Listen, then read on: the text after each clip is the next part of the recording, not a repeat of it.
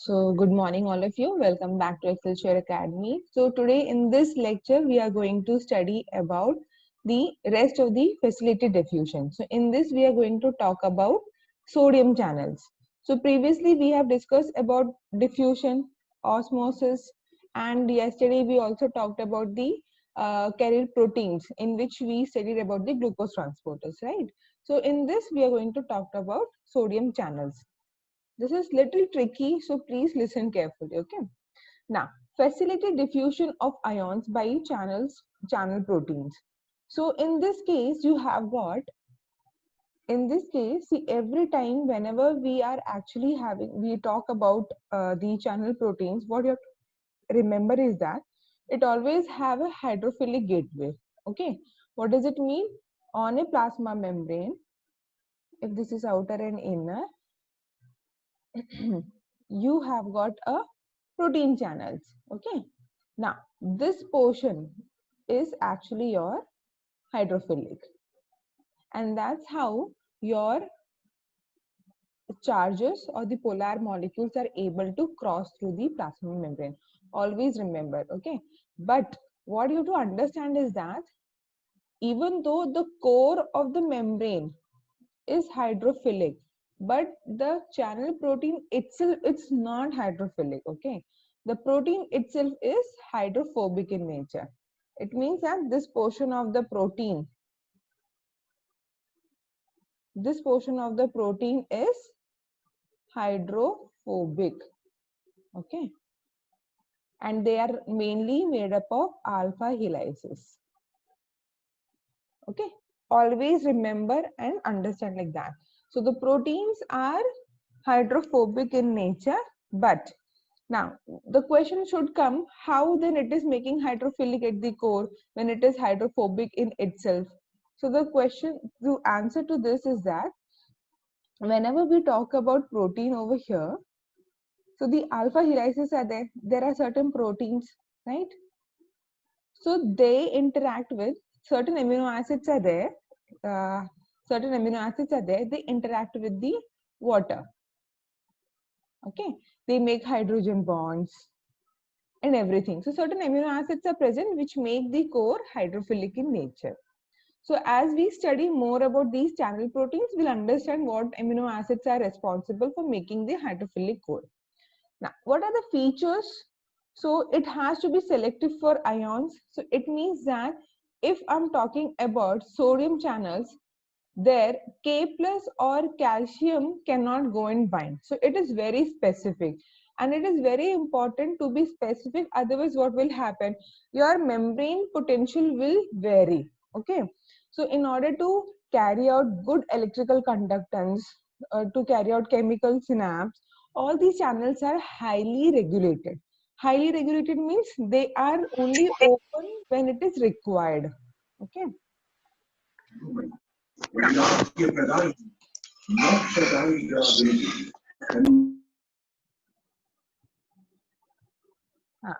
So now regionally located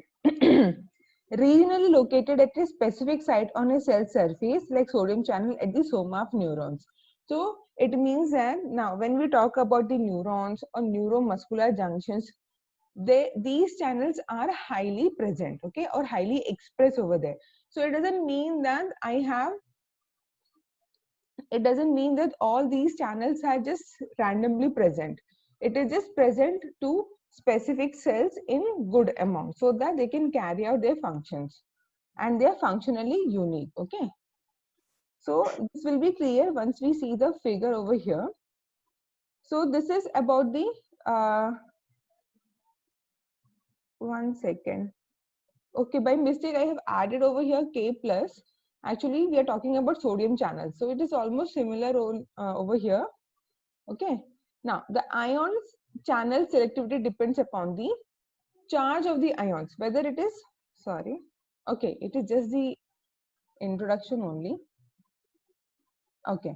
So it depends on the charge of the ions, whether it is negative or positive. Okay.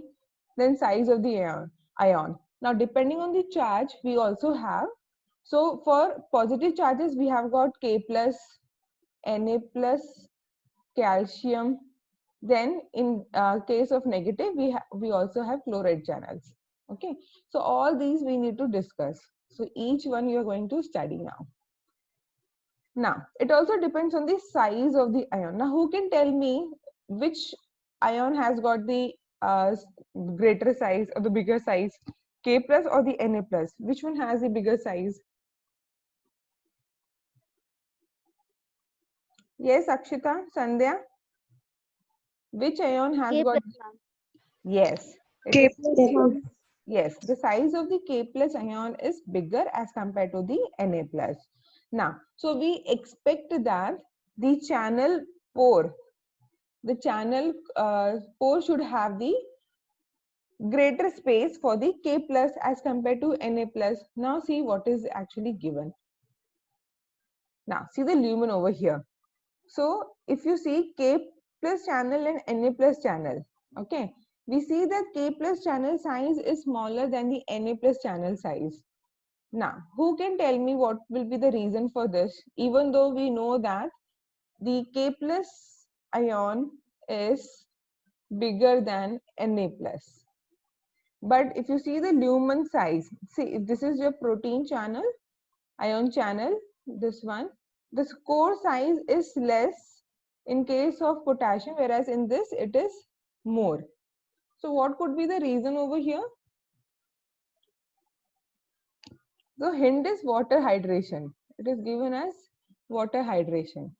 So what is happening is, since it is K plus, so how the water is going to interact with the ions? If it is K plus, so you have got your water like this, H plus minus here. Okay, so what is happening? The entire K plus is surrounded by water molecules like this.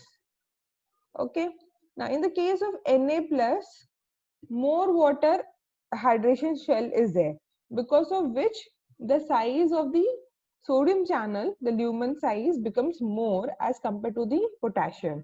Is it clear? Is it clear? Ma'am, once again, ma'am. Okay, so we have got K plus and Na plus. Okay, so we know that the size of K plus ion is bigger as compared to Na plus, but when water is surrounding, so how water surrounds? It is like this. Okay, since it is positively charged, so O negative will be over here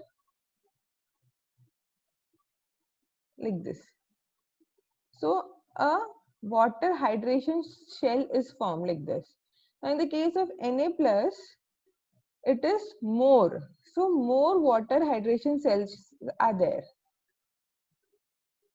Now when they enter, what happens is it doesn't leave the water molecules. Whereas in this case, we'll study each channel in detail. Just remember for now that when this particular thing enters the lumen over here, it leaves the interaction of the water. Okay, so only K plus goes inside, whereas in this case it is the entire thing along with the water shell which goes inside. Okay, so here only K plus is going, here Na plus along with the water hydration shell it is going. So the size of the lumen is big in the case of Na plus as compared to K plus. Now is it okay? Yes, ma'am. Huh. Okay. Now types of channel. So we have got passive and active. Now this shouldn't get confused with the passive and active transport which we were talking about. Okay. So here passive means it is always open.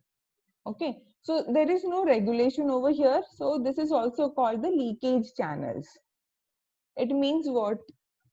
If it is present in the intracellular or extracellular, it will just go bind into the channel and it will just leak out. Okay, so this is required for normal band to maintain the balance between the extra and intracellular of the cell. Now, whereas this active, that is gated, it means they get open and closed whenever there is a particular signal coming. Okay. Now, suppose I want to raise my hand from here to here. So I am giving signals to my neuromuscular junctions that I need to raise my muscle, right? I need to change the position of my muscle. And for that, what kind of gated channel should get open and not? Now, there are certain involuntary reactions in our body, right? Just for example, blinking of eyes, breathing. So all these are like something which has to be, dependent on these kinds of leakage channels. So do not get confused with the passive and active transport. These are the types of channel. So passive means they're always open, okay, and active means they are gated. So it means that they need certain signal so that the channel gets open. Now when you say gated channel, you have got voltage gated channel, ligand gated channel, mechanical gated channel, temperature gated channel. So all these we are going to study now. Okay, so what are the different types? We have got voltage gated. It means what? Voltage gated channel means whenever there is a change in the membrane potential, okay, whenever there is an electrical or chemical signal going on, the membrane potential changes, okay. So that time it is called voltage gated channels. Ligand means certain other molecules like neurotransmitters, they go and bind to the channel and then they get open for Na plus, K plus or calcium. Then we have got mechanical gated. So from the word itself, mechanical means whenever I press like this, okay. So I'm pressing the skin or pulling the hair. So these are kinds of mechanical based on which the ion channels get open up. So whenever you have got injury, so injury is also kind of stress or mechanically induced. So wherein which your channels gets open up. Then we have got temperature gated also.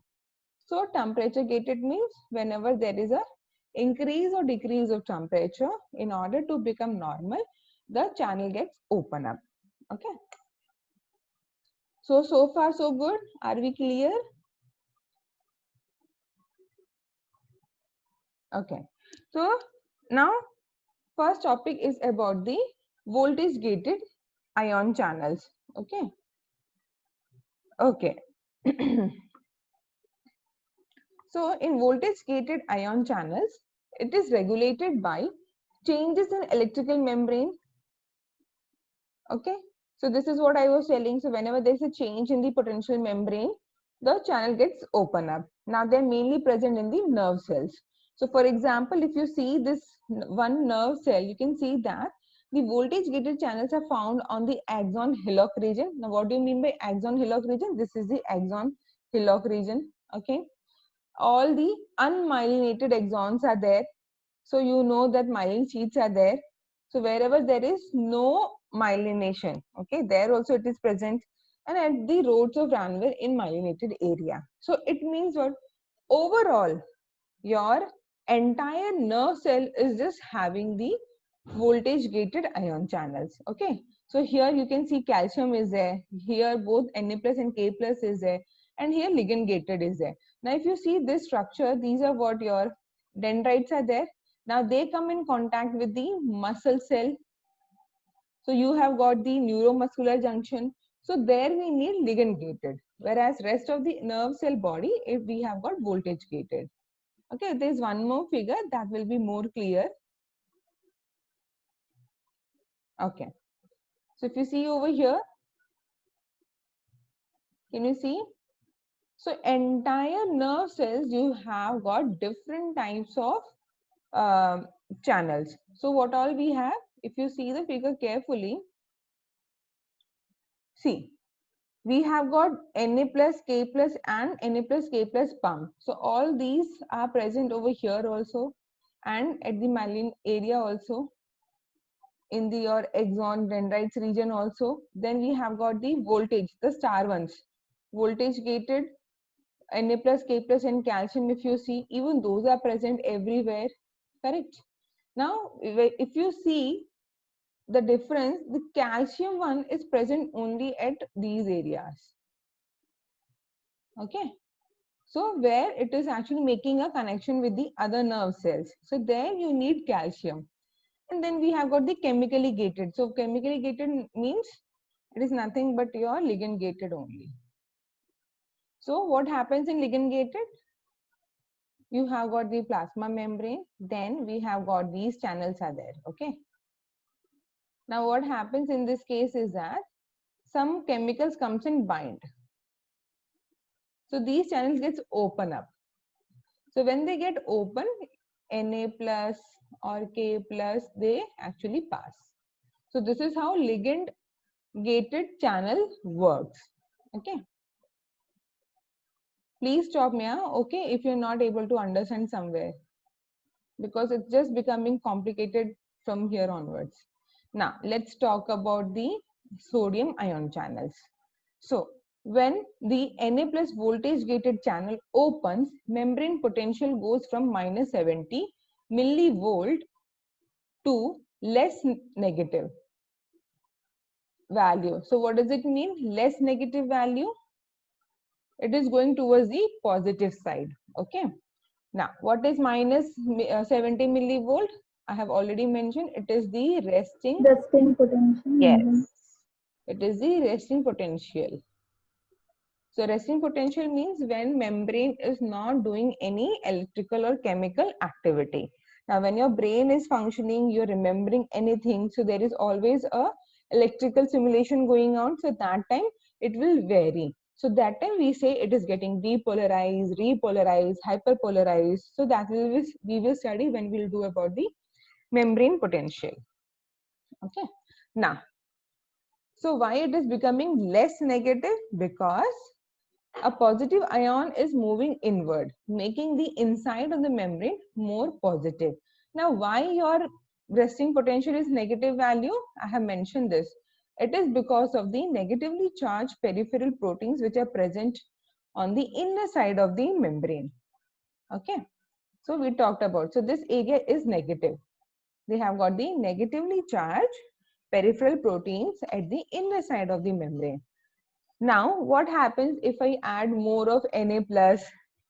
So, when Na plus is going inside, so more of positive ions are coming. So, overall charge is becoming around plus 20 millivolt. Okay. Now, this is in short how your sodium ion channels work. In actual, your sodium channel looks like this. So, it has got 4 subunits. Okay, so it has got 4 subunits, 1, 2, 3 and 4. Each subunit is made up of 6 alpha helices. Okay, now this is N-terminal. Can you see it is one single protein? It is not like 4 different are there. It's one. Starting from here, N-terminal, it goes like this. Then you have got the loop. Then again, alpha helices, loop, alpha helices, loop, alpha helices, and then the C terminal is there. So what you have to understand here is that here P stands for phosphorylation. It means those amino acids have got phosphate group. Okay. So this much is clear. Huh? Now can you see over here? So every 4th helices of each subunit has got the positive charge.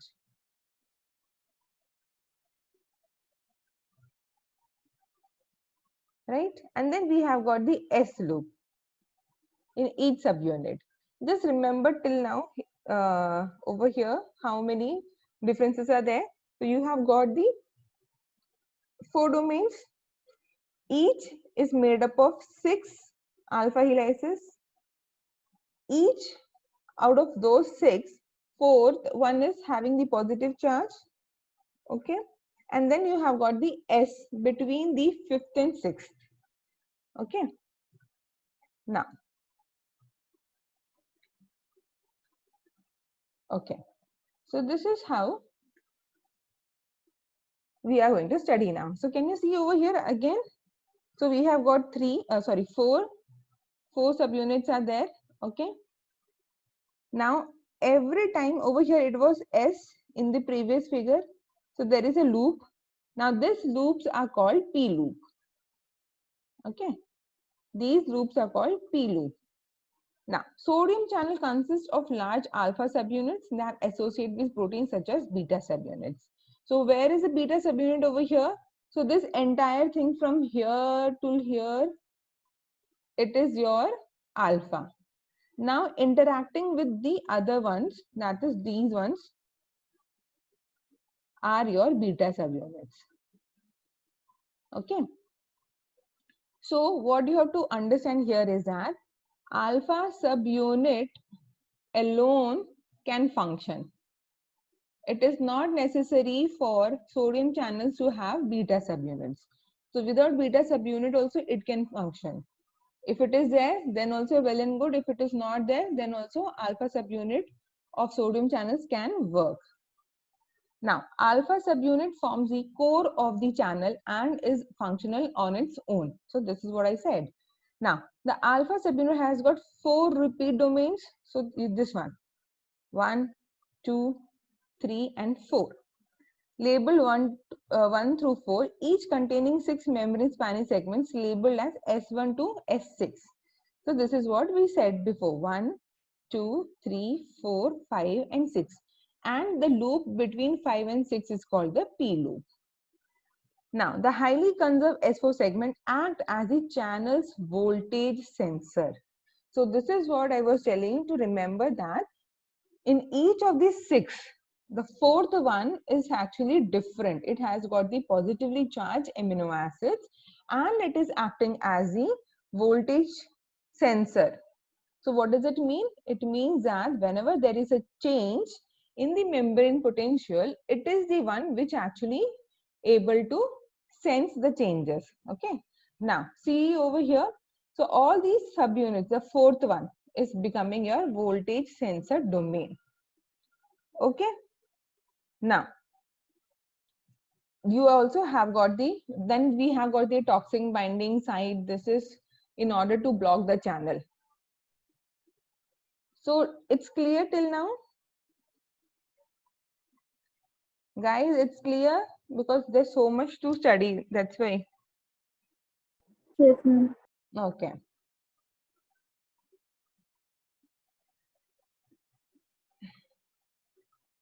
Okay. So till now what we have studied, that it is made up of 4 subunits and each subunit has got these 6 segments, out of which fourth one is responsible for your detecting voltage sensor, acting as a voltage sensor, and the segment between the 5th and 6th alpha helices forms the P loop. Okay. Now what is P loop? We'll come to that now. So the voltage sensitivity of this channel is due to positive amino acids located at every 3rd position. So what does it mean? It is having a positive amino acids at every 3rd position. When stimulated by change in transmembrane voltage, this segment moves toward the extracellular side of the cell membrane, allowing the channel to become permeable to ions. So what is happening over here? What is happening? See, whenever there is a positive amino acids, what we saw in the 4th segment, right? Now, whenever there is a change in the voltage, what happens? This segment goes towards the extracellular side. Okay, the segment goes towards the extracellular side, like it comes out. It allows the channel to become permeable to ions. So what does it mean? It is getting open up. Your sodium channel is getting open up. Now, the ions are conducted through a pore which can be broken in 2 regions. So here if you see, these are the segments which forms the pore in the channel. So it is between the subunit 2nd and 4th. Can you see? The 2nd subunit, this one, and then we have got this green color is the 4th one, right? So it is between these 2 subunits the pore is forming. Now the more external portion of the pore is formed by the P loops. So what are P loops? It is a region between 5th and 6th of the 4 domains. So how it is forming? If you see,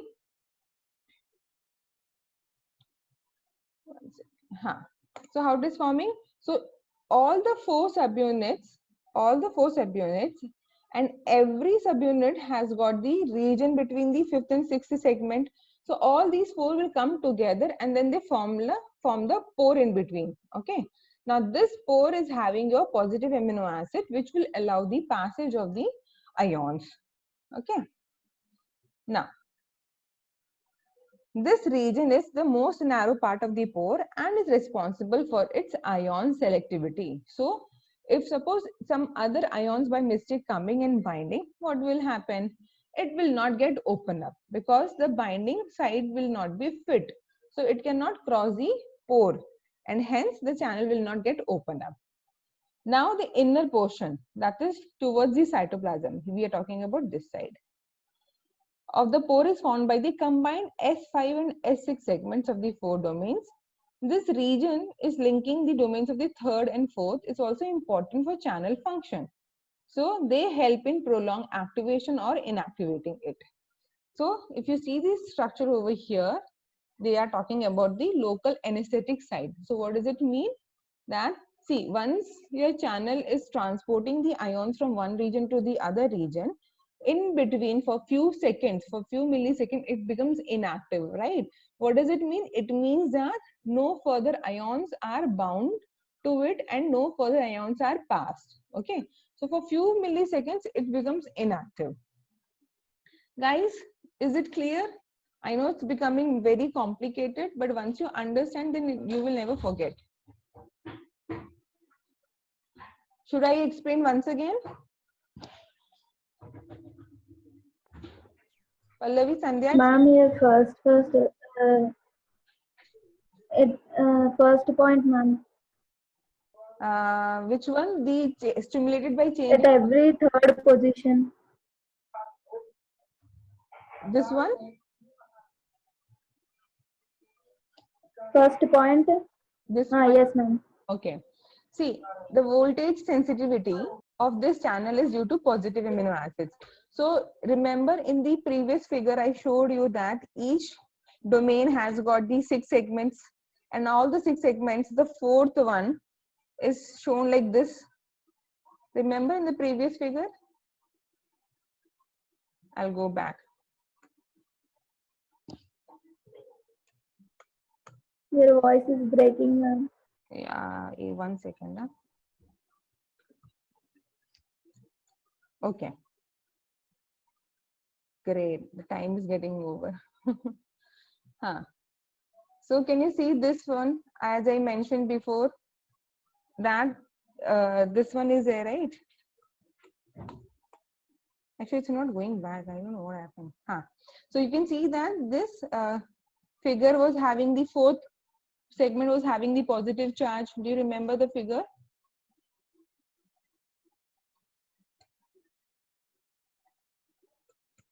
See, over here I have shown the positive charge is there on the fourth segment, right? It means it had the amino acids which are positively charged. Now they actually, whenever there is a change in potential of the membrane, let it be negative or positive, what happens? They actually sense, okay, if it is more positive, then it will become depolarized. If it is less positive, it will become hyperpolarized. Okay. So this depolarization, hyperpolarization we'll study in the next when we talk about the membrane potential. So for this, just understand right now that these amino acids which are present, okay, these positive amino acids which are present on this segment, fourth segment, they are actually detecting the changes in the voltage. So here the amino acids are there present. Whenever there is a change in the voltage, whether this side or this side or this side, they detect these changes.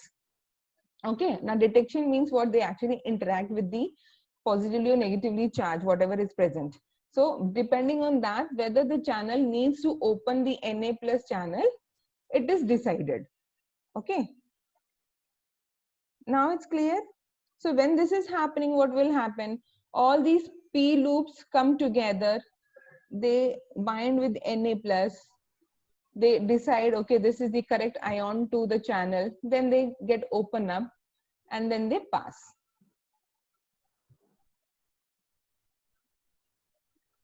Okay. So I'll share the videos also with you guys. So now just see how actually this actually happens. Okay, the channel works. So it has got the three state. It has got the three state, that is closed, open, and inactivated. Closed, open, and inactivated. So what happens? So we know that it is at minus 70 millivolt. Okay. So that time the channels are deactivated stage when it is closed. You can see that even if ions are there, it is closed. It is in resting. Now, whenever there is an increase in the membrane potential, that is around minus 50 millivolt. So this is increase, right? Because it is less negative as compared to minus 70 millivolt, right? So then actually the action potential is happening. Now the gates gets open, so they allow positive ions of Na plus to cross, and then the voltage becomes plus 30. Okay. Now, because the voltage across the membrane is initially negative, it increases to and past 0. That is from minus 70, it is becoming plus 30. Now it is said to be depolarized. So what is depolarization? It means your membrane from resting potential of minus 70 millivolt, it is going to plus 30 millivolt. So towards the positive it is going, it means depolarization. Okay. Now when it becomes negative, it is called hyperpolarization. So in the case of sodium channels, we just need to study about the depolarization. So this is clear. This is nothing but your channel is closed. Okay. Whenever there is a change in the voltage, the channel gets open up and Na plus is passed through, and it is called depolarization. Okay. Now once it is passed through, it becomes inactive for few milliseconds. Yes.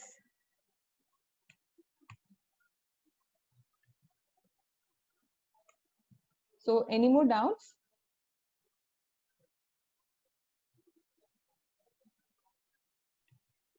Okay. So thank you for listening. If any of the doubts are there, you can ask me later. Okay.